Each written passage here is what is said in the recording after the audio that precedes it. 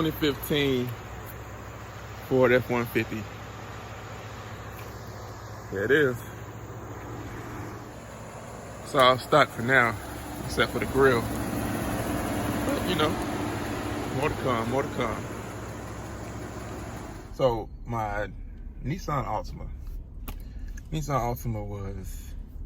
was a good car. It was great on gas. 4-cylinder, it was burgundy. It's good on gas. It's a nice family car. So the car was leaking water into the trunk. And I checked the trunk liner, the weather liner, to see why. I tried to figure out why it was leaking, and I couldn't figure it out because it was sealed up pretty well, so I couldn't figure out why it was leaking. Opened the trunk, and I pulled up the trunk liner, the trunk mat. And then I pulled up the spare tire. It was full of water. And this happened on 3 different occasions.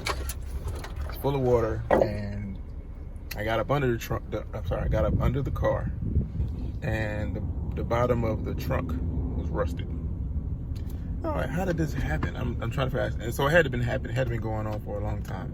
It couldn't have been just something new, you know. But you rarely look at where your spare tire is in your car unless you actually use your spare tire, which is actually how I found out, because my spare tire was covered in rust. So I unplugged the trunk, let all the water out, and of course the very next day it rained. It poured. It wasn't just like rain, it was like torrential rains. It just poured to where you can't see in front of you. It just rained. And I'm like, why is this happening? So anyway, that was the end of the Altima. When I saw all the rust up under the trunk, that was the end of the Altima. It was it. It's time to get rid of it. Not only that, it was summertime when this happened. It was summertime, and it was full of mold. There was mold in the trunk, and you could smell it. And it wasn't healthy. It was time to go. It was time to go. That was it. One of the main questions I've been getting is, how did you go from, okay, I put my seatbelt on, hold on. One of the main questions I've been getting is, how did you go from a Nissan Altima to a pickup truck, Ford F-150? And I tell people, well, because I wanted to. Nah, I did because, for one, I wanted something bigger. You know what I'm saying? People don't really look at pickup trucks being family vehicles. But, if you think about it, it is. It got plenty of space. It's very practical. There's plenty of space for whatever you need. Luggage, baby stuff, kid stuff, car seats. It's a very practical vehicle. Most importantly, I wanted something bigger. I wanted something a little more powerful. I just love driving this thing. It's so powerful. It's so torquey, you know? Just...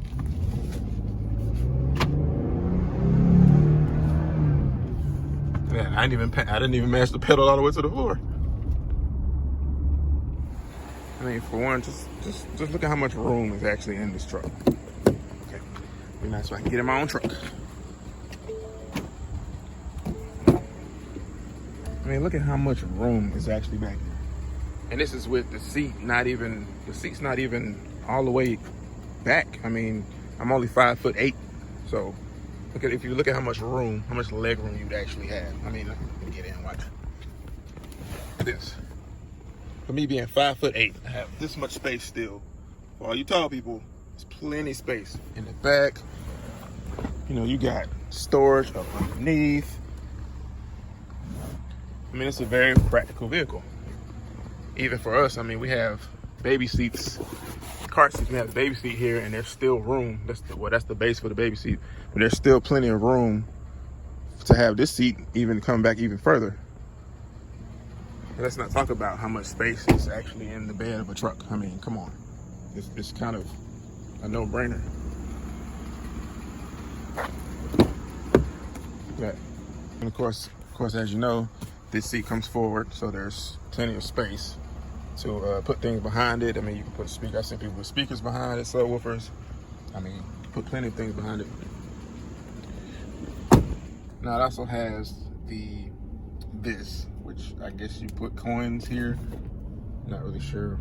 I don't know. Then it has a little cubby hole down here, which it's not that long. I don't know what you're supposed to put there. I don't know. But you know, you also get your storage. You got your cup holders. You got 2 cup holders here. You have this big area here. You have this area here is good for hand sanitizer. You got an area here that's good to put mask. You also have storage down here on both sides.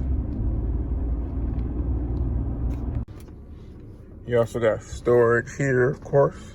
Got a huge console. Pardon my napkins. I went to Dunkin' Donuts today. Got a huge console. Got 2 levels down there at the bottom. You also got up here. You also got your light switches. You got, of course, you got a visor holder for your shades. You have this, which I thought was cool. I didn't even know I had that.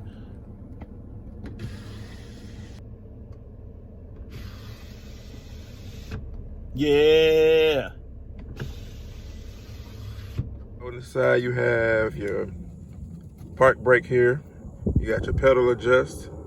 You got your floodlights. You got your bed lights. You got your automatic lights here, and then you have your dimmer lights here. Switch. There are certain things that I wanted when I went to buy my F-150, and they were kind of non-negotiable things that I wanted. I wanted heated seats, which I did get here. Rear defrost. Right. I also got the screen. And that's an old screen. This is the sync, the original sync, I believe, from 2015. I believe in 2016 they came out with the new sync. I think it was sync 2, and I think at 2020 now they're on like sync 4, I believe. And then most importantly, one of the things that I really wanted that I did not have in my previous vehicles, backup camera. I mean, look how clear the backup camera is and look how big the screen is. So why did I really buy a truck?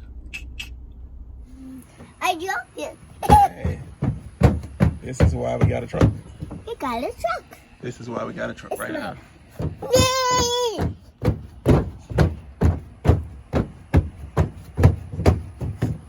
See why we got a truck. All right.